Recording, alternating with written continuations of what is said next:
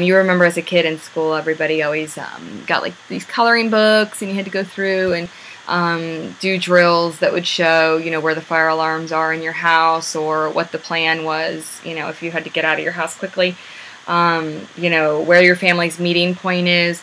And I just have to say, this stuff is really, really important. I know my kids, we'd always do it, and as a class assignment.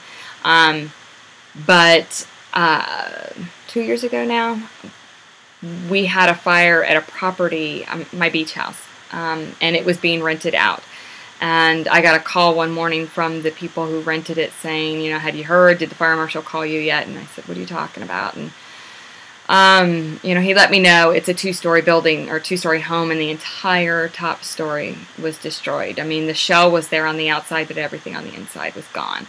And I was devastated, because this was like my retirement home, and, emotionally, it was the first house I had ever bought as a single person, after I was divorced. And I loved this place. And so I was devastated. However, when the renter called and told me about this, I asked him right away, was anybody in, is everybody okay? Did everybody get out? Because I knew they had a son. I believe he was 10 years old.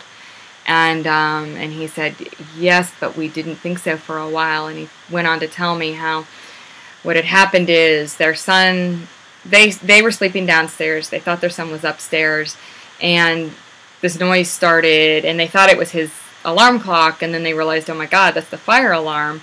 So they went rushing upstairs, and the upstairs is like almost a separate unit, with two sets of sliding glass doors. It's on the beach.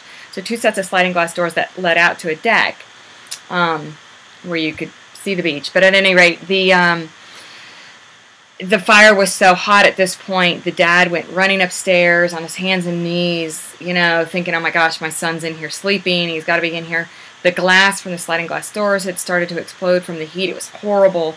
And he had yelled to his wife, turn off the power, get the electricity off. And when she ran back out to turn off the electricity, she saw her son walking back from the bus stop. He had gone to school, to the bus stop on his own. And of course, they were relieved, and he got out, the dad got out, and it turned out everybody was fine. The house was destroyed. And the property they had in it was destroyed. It was furnished by me, everything gone. And it's a horrible experience to go through. And I will say, people talk about rebuilding, whatever. Losing the house was nothing. I don't know how I ever would have recovered if I had found out somebody had died inside, at a property I owned, or, somebody I cared about. Anyways, point is, it can happen anytime. This was a case where he had left something cooking on the stove, is what the investigator said. So just teach your children, be super careful, but also have that meeting point outside if they can get out. I know my children, we have 2nd-story bedrooms, and, they've got one of those rope ladders, the metal ladders, that they can climb out the window and whatever, and we're supposed to meet at the mailbox. But at any rate, do what you can, get your fire alarms checked, make sure the batteries are good, and make sure, because you just never do know.